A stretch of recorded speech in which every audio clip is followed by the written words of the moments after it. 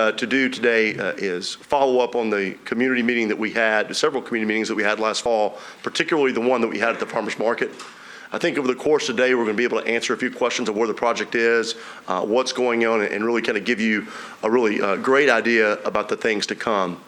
To welcome us today and kind of bring us together, we're going to bring up Council Lady Erica Gilmore. This is her district. She's been intimately involved in the project and has been in touch frequently with our project management team on this particular endeavor, and we're really excited to have this. I also recognize Councilman Phil Claiborne, also been involved with this and has been a supporter as well. Erica? Thank you so much. Good evening to each one of you, and I want to thank Toby Compton, who's the director of the Sports Authority. I appreciate all of his assistance. I'm really excited, I'm sure as you are, about some baseball. Are we ready for some baseball? Yeah. Good deal, good deal. Okay, so I just wanted to acknowledge a couple of people, and then I'll turn it over to them. I wanted to acknowledge Michelle Barbero, which is with Gobble Hayes, and she'll explain to you about the project in detail. Also, we have Doug Scopel with us, who is the operations manager with the Sounds. Also delighted to have Mr. Ward to come in with us, who is the owner of the Sounds this evening, as we talk more about this project. Also, we have Nancy Whittemore, I think, is present with General Services. We thank you as well. And I already thank Toby and also my council member and colleague. Thank you so much for being here, Mr. Phil Claiborne. So thank each one of you, and I'm excited as you are to hear more about this project and where we are. Thank you. So Michelle, would you come forward? Thank you so much.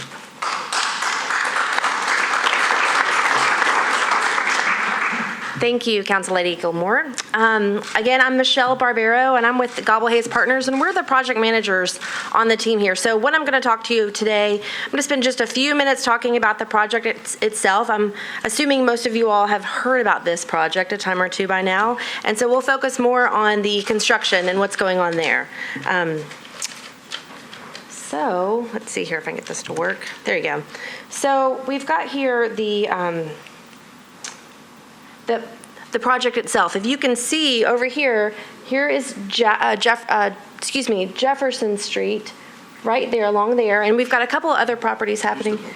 This is what's on. Okay. A little easier. Sure. Sorry, you can't hear me, can you? See if it works. Can you hear me now? Nope. How about if I come a little closer to this mic right here? Can you hear me if I do this? Okay, I'll do that. I know. Okay, well, sorry about that. So we've got a couple projects happening in the area. You'll see there's an Embry private development that's going to come into play. Construction should begin there around the end of the year. Of course, we have the ballpark itself, and I'll get into that in just a moment. We've got right along here, there is the Sulphurdale mixed use, which is another private development that's going to occur, and they're going to start doing construction around the first of the year. They're finishing up designs right now.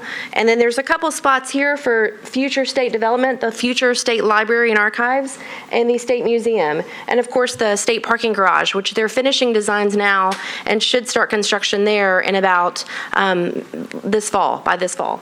So the ballpark itself, as you know, is the ball field.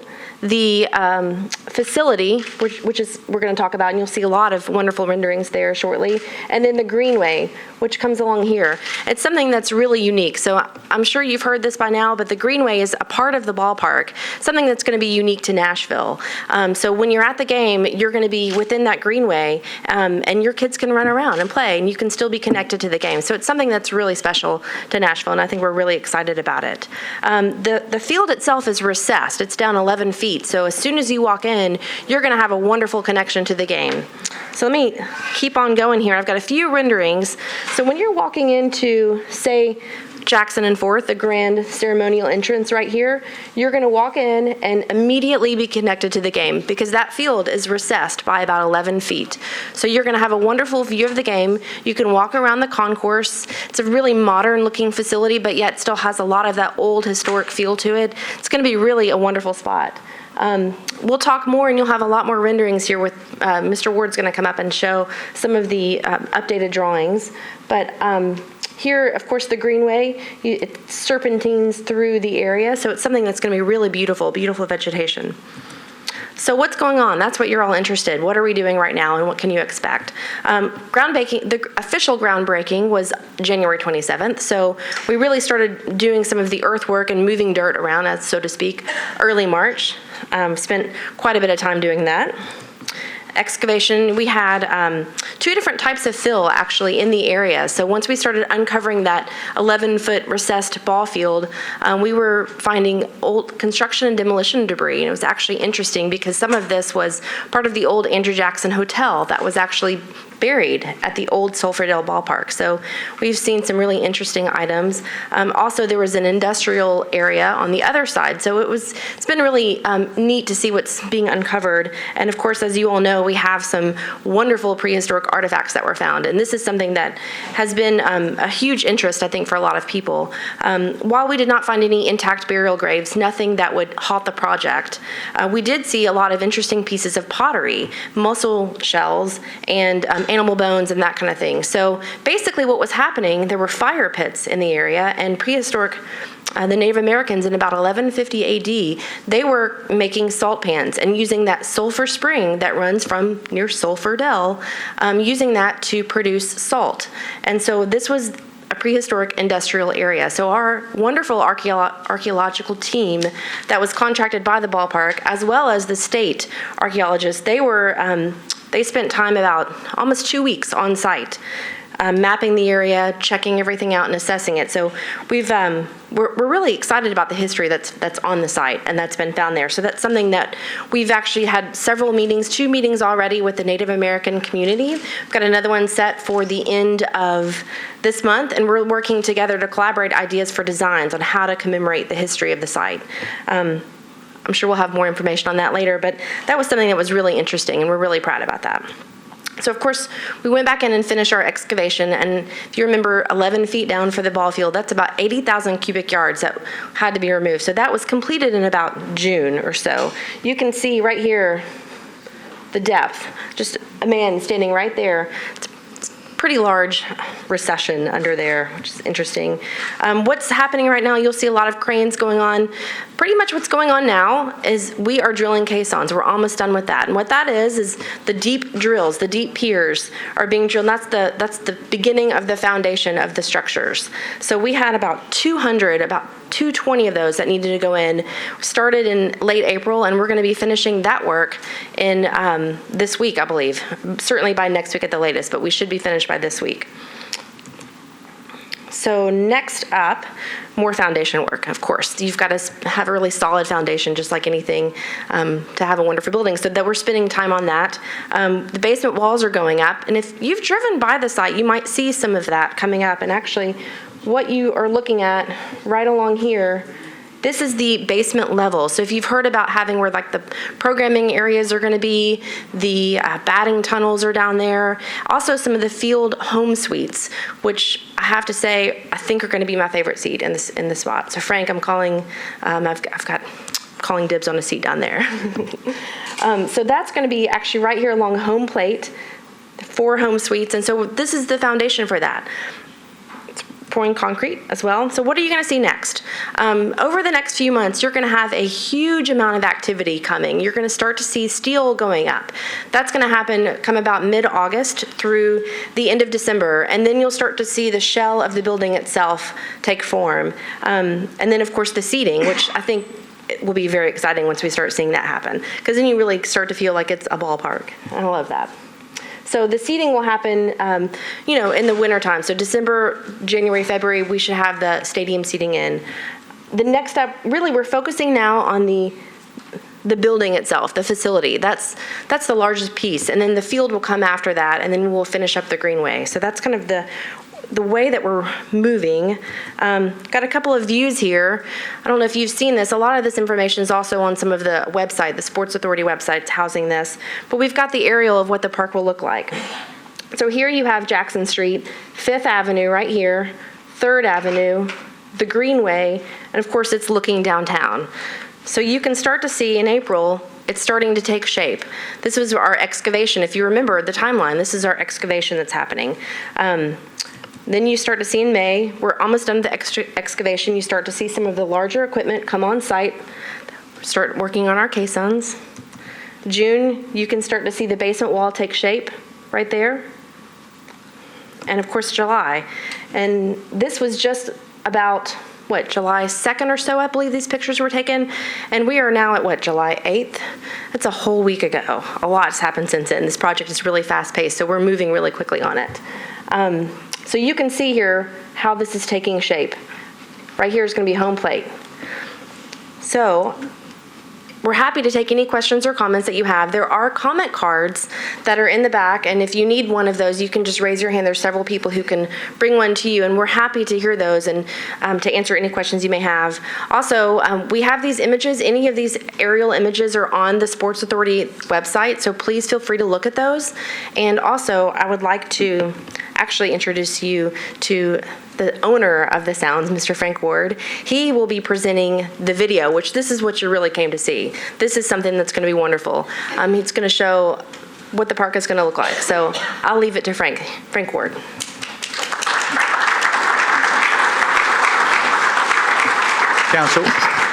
Councilwoman, sorry, I gotta, Gilmore and Michelle, thank you. Guys, you'll just have to listen to me. Look, I'm excited. I couldn't tell you how excited we are being the Sounds. It's something the Sounds have wanted for many years, and I think it's finally coming to fruition. I could sit here and talk to you about what the stadium is, where the park is going to be, and how it's going to look like, but I'm not sure you want to hear me talk any more than I really want to do it. So the easiest way, they say, a picture is worth 1,000 words. So let me introduce you to the First Tennessee Park, please. Doug, if you would.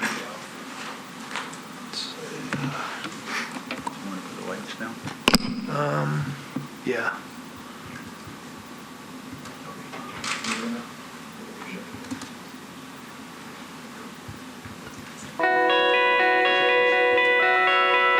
Thanks to the vision of Mayor Carl Dean and the support of City Council, something special is happening in Music City.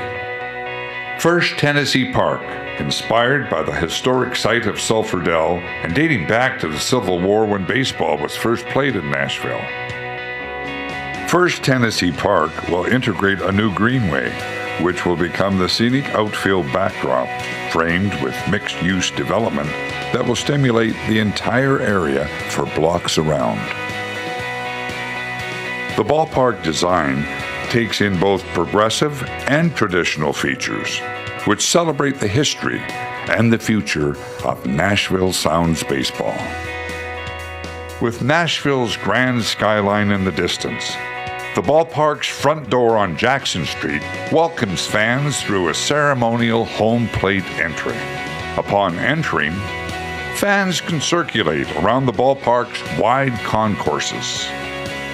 To enhance the fan experience, concession stands will be located throughout the concourse, which will feature a special Nashville menu. The third base concourse will feature the team store, offering a wide variety of Sounds memorabilia. Overlooking these seats is the suite and club level, which will feature outdoor patios, luxury suites, and premium club seating. Directly behind home plate, the field level plays host to an exclusive group area composed of fixed seating, a social area, and 4 private suites.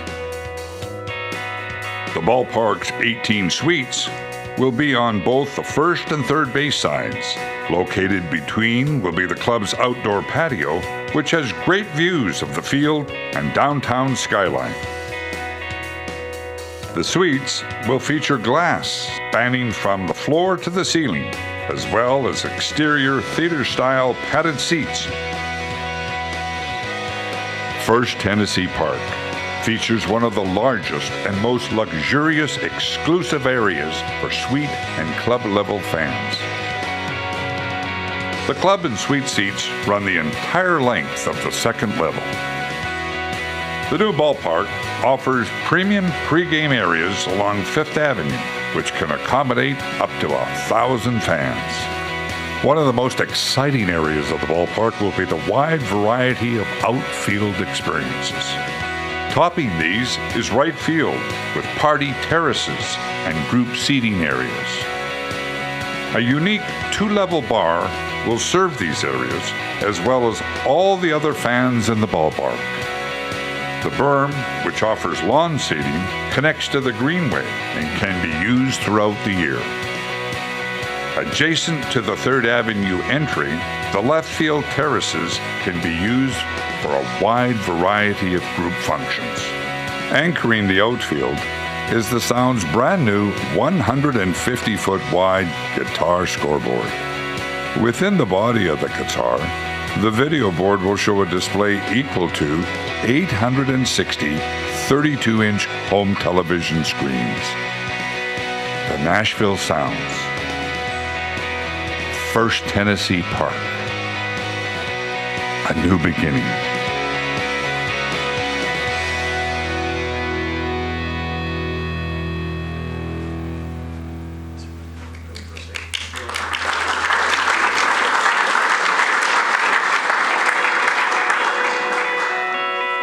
Thanks to the vision of Mayor Carl Dean and the support of City Council, something special is happening in Music City. First Tennessee Park, inspired by the historic site of Sulphur Dell. We'll just shut it off. It's pretty easy. Everyone, thank you for coming out. We just wanted to simply follow up and make sure the community was aware of what was going on. As you could tell from Michelle's presentation, there's activity down there every day. Every time you drive by, it seems as though the site changes. And as you can see from Frank's presentation, wow, this is something the whole community can be proud of. But we would be remiss, and I'm sure Frank would want me to encourage you to all make sure you go out to the final games at Greer Stadium, because we need to round out this season in a big way and celebrate that stadium for the many years has given us as a community before we step into this new community facility in 2015 at First Tennessee Park. The project management team will be around afterward. If anyone has any comments or concerns or questions, if you'll fill out the comment cards, Courtney has them in the back, they're fluorescent. If you fill those out, we'll make sure that you get an email or a follow-up so that your concerns or questions are answered. And with that, we'll dismiss. We thank you all so much for coming out. Now, by the way, Councilman Walter Hunt joined us. I always like to make sure that we recognize everybody that came out, that's our elected officials. So thank you all so much.